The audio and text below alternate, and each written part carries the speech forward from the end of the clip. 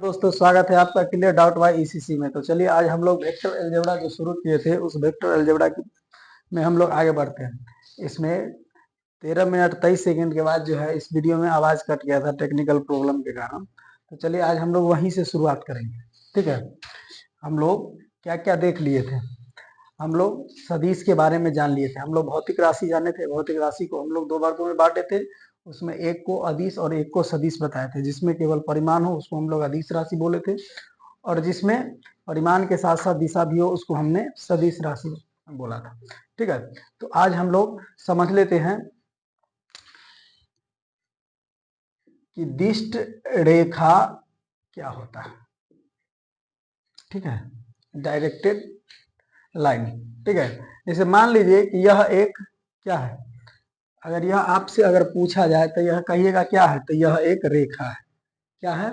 रेखा है। तो जब रेखा में हम लोग तीर चिन्ह लगा देते हैं, यानी जब तीर चिन्ह लगा देते हैं तो इसी तीर चिन्ह युक्त रेखा को हम लोग क्या बोलते हैं? दिष्ट रेखा। यानी तीर चिन्ह युक्त रेखा को हम लोग क्या बोलते हैं? दिष्ट रेखा कहते हैं।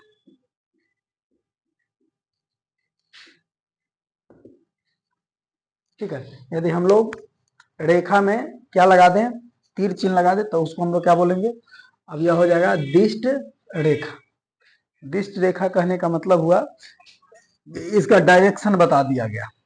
ठीक है, अब अगर आपसे पूछे कि बताइए क्या दिष्ट रेखा अब सदिश राशि होगा? ठीक है, तो आप कहिएगा इसमें तो डायरेक्शन है तो सदिश राशि होना चाहिए, लेकिन ऐसा नहीं है। दिशा तो है लेकिन इसका परिमाण माप हम नहीं सकते हैं। ठीक है, बहुत लंबा, यानी रेखा कहाँ तक जाएगा? बहुत दूर तक जाएगा नहीं। यानी अगर हम इसी में से एक भाग काट ले, मान लीजिए यहां से ए और बी, और ई भाग काट करके यहाँ लिख दे ए और बी, और इसमें लगा दे फिर तीर चिन्ह। ठीक है, तो ई इस रेखा का खंड होगा। क्या होगा? रेखा का खंड। तो इसको हम लोग बोलेंगे दिष्ट रेखा खंड। क्या बोलेंगे? दिष्ट रेखा खंड। यानी जब हम लोग यानी दिष्ट रेखा में से रेखाखंड को हम काट कर बाहर कर देते हैं तो ये जो प्राप्त होता है इसको बोलते हैं दिष्ट रेखाखंड। अब आपसे अगर पूछे कि बताइए कि दिष्ट रेखाखंड सदिश राशि है कि अदिश राशि, तो अब आप कहिएगा कि इसका रेखाखंड यानी इसकी प्रारंभिक बिंदु और अंतिम बिंदु। ठीक है, प्रारंभिक बिंदु और अंतिम बिंदु नियत है, यानी फिक्स है। नहीं, तो जब प्रारंभिक बिंदु और अंतिम बिंदु फिक्स है इसका मतलब इसके बीच की दूरी को हम लोग ज्ञात कर सकते हैं। दूरी ज्ञात कर सकते हैं, इसका मतलब दूरी एक तरह का परिमाण, अर्थात परिमाण इसका पता है, परिमाण के साथ साथ दिशा भी पता है। नहीं, यानी ए से बी की तरफ इसकी दिशा है, तो अब इसमें परिमाण के साथ साथ दिशा भी हो गया, तो अब ई कौन सी राशि हो जाएगी? ई हो जाएगी सदिश राशि। बात समझ गए? इसको हम लोग क्या बोलेंगे? इसको बोलेंगे सदिश राशि। जबकि इसको हम लोग क्या कहेंगे? इसको, इसमें देखिए इसमें दिशा तो है लेकिन इसका परिमाण जो है इसमें प्रारंभिक बिंदु और अंतिम बिंदु फाइंड हम नहीं कर पाते हैं। तो नहीं कर पाते इसका मतलब क्या हो गया? ये हो गया अदिश राशि। ठीक है, तो एक बात ध्यान रखना है, दिष्ट रेखा जो है वह अदिश राशि है, दिष्ट रेखा खंड जो है सदिश राशि है। ठीक है, तो अगर आपसे पूछे कि बताइए दिष्ट रेखा खंड किसको कहेंगे? किसको कहेंगे? तो कहेंगे तीर युक्त रेखा खंड को, तीर युक्त रेखा खंड को क्या बोलेंगे हम लोग? दिष्ट रेखा कहते हैं। ठीक है, इसमें क्या है? तीर है और इसका एक खंड भी बना हुआ है, तो दिष्ट, ये क्या हो गया? दिष्ट रेखा खंड। ठीक है, चलिए तो अब हम लोग आगे बढ़ते हैं। चलिए तो अब हम लोग देख लेते हैं कि हम लोग सदिश राशि को व्यक्त कैसे करते हैं। यानी हम लोग अब देखेंगे सदिशों का निरूपण। ठीक है, सदिश राशि को कैसे निरूपित करते हैं? अभी अभी हमने देखा कि ये एक क्या है, ये अगर आपसे अगर अभी पूछे तो क्या है, आप कहेगा कि दिष्ट रेखा है, नहीं दिष्ट रेखा है। अब इसी में से हम क्या निकाले, प्रारंभिक बिंदु, मान लीजिए प्रारंभिक बिंदु ए है और अंतिम बिंदु इसका बी है, बी अंतिम बिंदु। यानी अगर ए और बी की बात कर ले हम, इसमें दिशा भी है। अब ए और बी, तो इसको हम निरूपित कैसे करेंगे, तो जब भी निरूपित करना होगा सदिश को, जिधर से जिधर की तरफ दिशा है, ए से बी की तरफ, तो ए बी, इसको क्या पढ़ते हैं, ए बी वेक्टर। ठीक है, ए बी वेक्टर, या इसका निरूपण जो है, यानी छोटा अक्षर ए वेक्टर, बी वेक्टर, ठीक है, सी वेक्टर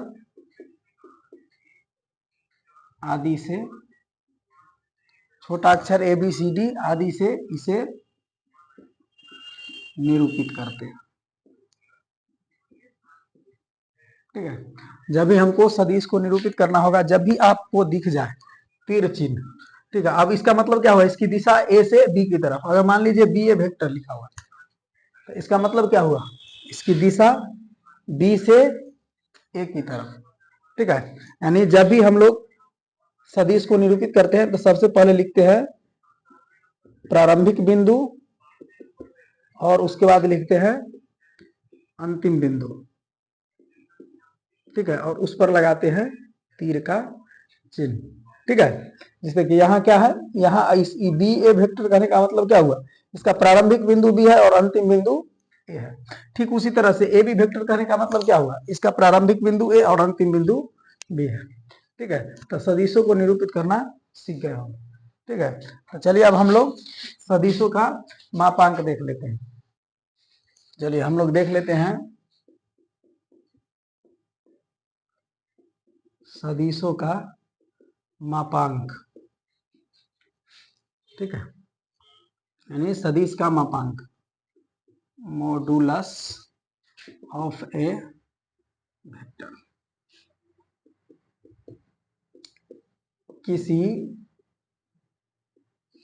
किसी सदिश के परिमाण की माप को प्रकट करने वाली धनात्मक संख्या को उस सदिश का मापांक कहते हैं।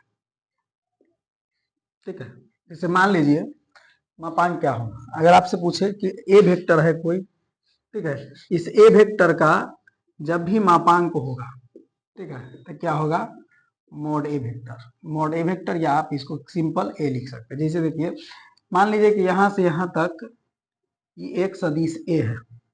ठीक है, ये एक सदिश यहां से यहां तक ए है। ठीक है, तो अगर इसका मापांक तो कहिएगा ए मॉड। मान लीजिए यहां से यहां तक ही 5 मीटर है, कितना है, 5 मीटर। तो ये जो 5 है क्या है, संख्या है, क्या है, संख्या है। इसी धनात्मक संख्या को क्या बोलेंगे, इसी धनात्मक संख्या को हम इसका मापांक बोलेंगे। अगर मान लीजिए कि आप कहते कि -5 मीटर, ठीक है, तो मीटर कहने का मतलब दूरी कभी ऋणात्मक नहीं होता, इसलिए अगर -2 मीटर पीछे की ओर कहे, इसका मतलब इसका मापांक होगा, यानी मॉड निकलेगा। क्या निकलेंगे हम लोग, मॉड। ठीक है, तो ये क्या होगा, मॉड ई कितना हो जाएगा, 5। यानी ये जो 5 संख्या है ये धनात्मक मान है, यानी हमेशा और हमेशा इसका जो मापांक होगा धनात्मक मान होगा, और धनात्मक मान जो अंक होगा उसी अंक को हम लोग कहेंगे उसका मापांक। ठीक है, चलिए मापांक आगे हम लोग अब सदिशों के प्रकार को देखते हैं। चलिए तो हम लोग देख लेते हैं सदिशों के प्रकार, और सदिशों के प्रकार में सबसे पहले हम लोग जान लेते हैं स्थानीय सदिश के बारे में। ठीक है, चलिए हम लोग देख लेते हैं स्थानीय सदिश। एक सदिश स्थानीय सदिश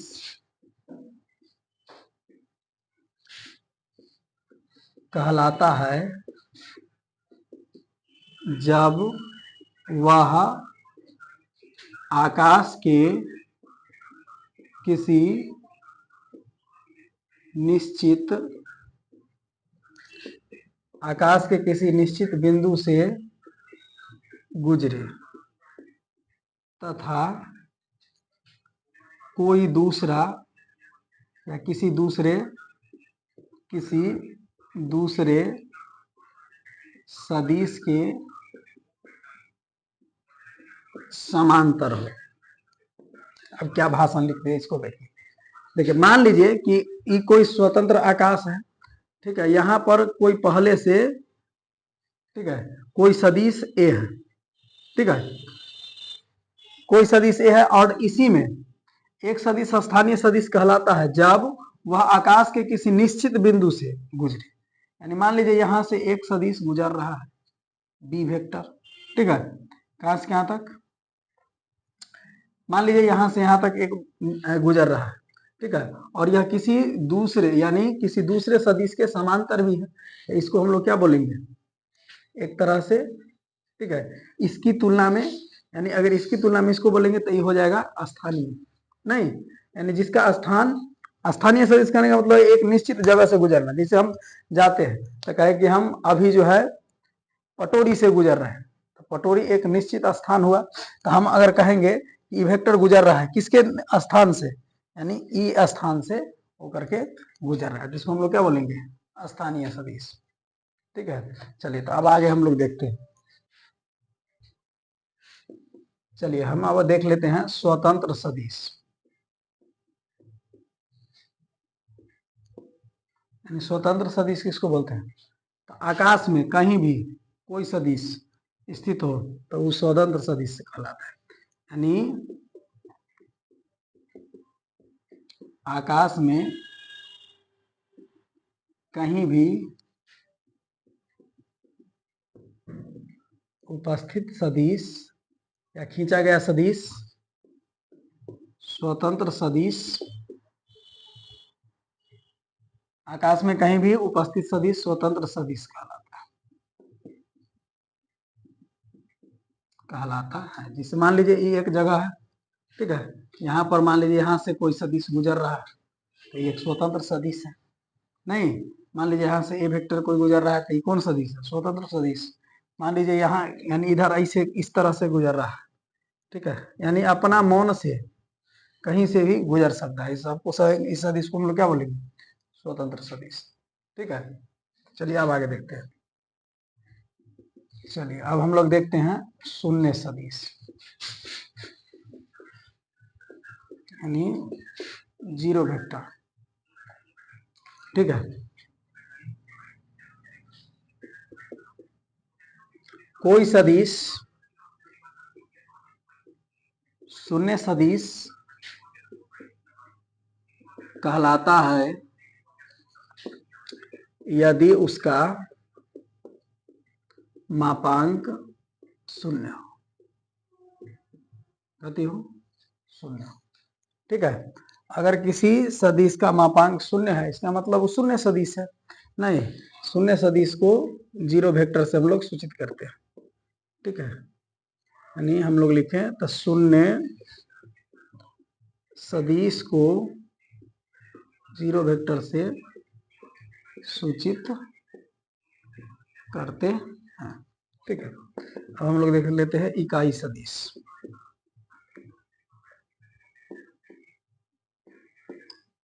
ठीक है, इकाई सदिश को किसको कहेंगे, जिस सदिश का मापांक एक हो उसको हम लोग इकाई सदिश कहेंगे। यानी जिस सदिश का मापांक एक हो उसे इकाई सदिश कहते हैं। उसको क्या बोलेंगे, यूनिट वेक्टर, ठीक है। इसे हम लोग कैप से सूचित करते हैं। किससे सूचित करते हैं, कैप से सूचित, कहीं पर भी लिखा हुआ है ए कैप, इसका मतलब है यह कौन वेक्टर है, यूनिट वेक्टर। बात समझ गए। बी कैप लिखा हुआ है, इसका मतलब कौन सदिश है, ये जो है एकांक सदिश है। मान लीजिए इस तरह से लिखो आई कैप, इसका मतलब एकांक सदिश। जे कैप इसका मतलब एकांक सदिश। के कैप इसका मतलब एकांक सदिश। ठीक है, यानी इसे हम लोग कैप से सूचित करते हैं, या इसको लिख देते हैं ए कैप से सूचित करते हैं। ठीक है, चलिए अब हम लोग फिर आगे देखते हैं। चलिए अब हम लोग देख लेते हैं सह आदिम सदिश को इनिशियल वेक्टर। ठीक है, एक ही प्रारंभिक बिंदु वाले, एक ही प्रारंभिक बिंदु वाले सभी सदिश सह आदिम सदिश कहलाता है।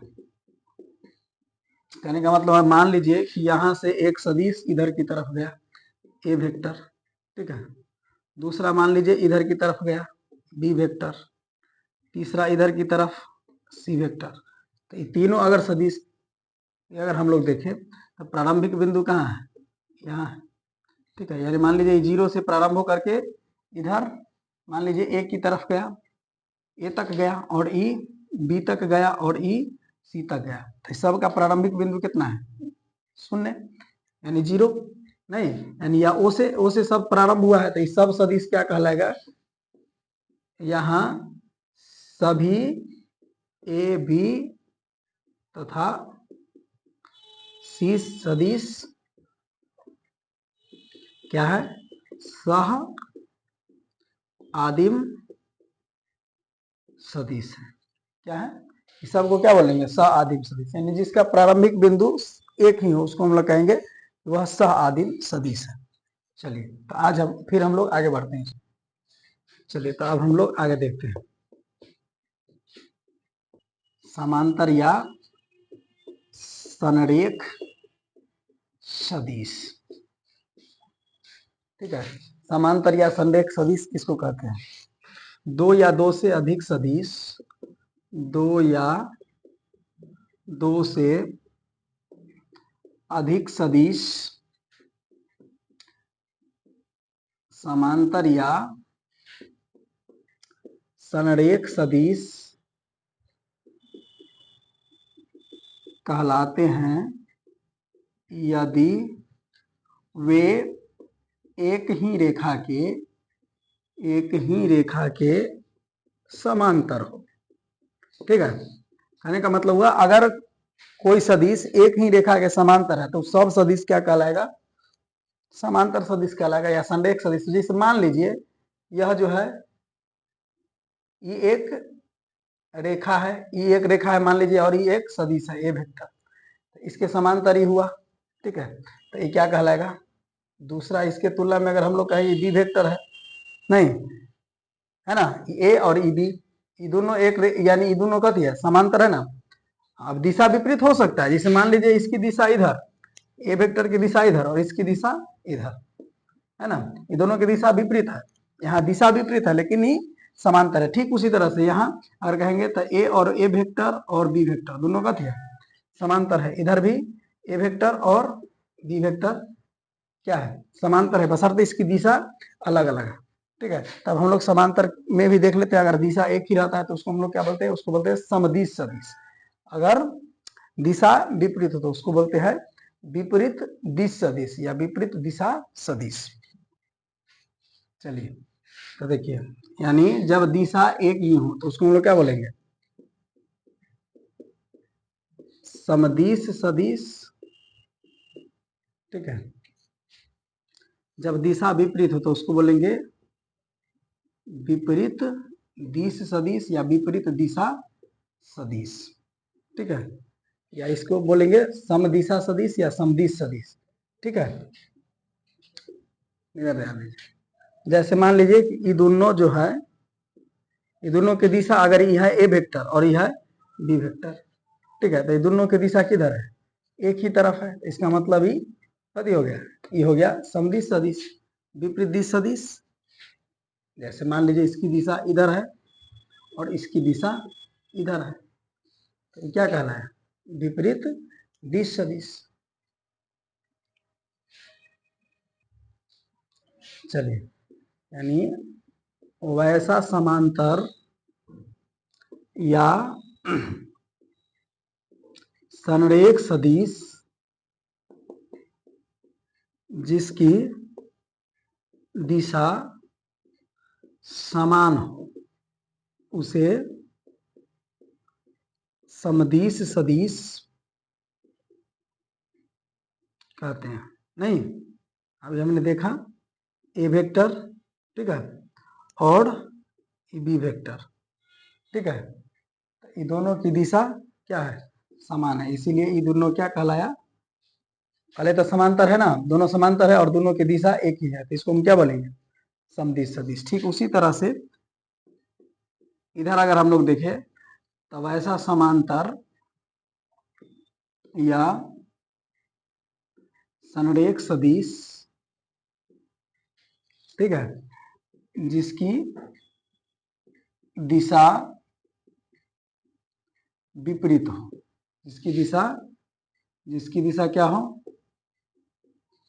विपरीत हो, उसे क्या बोलेंगे, उसे बोलेंगे विपरीत दिश सदिश या विपरीत दिशा सदिश कहते हैं। नहीं, जैसे इधर देखिए, इसकी दिशा इधर की तरफ, इसकी दिशा इधर की तरफ, तो ए बी और बी क्या हो गया, ए और बी,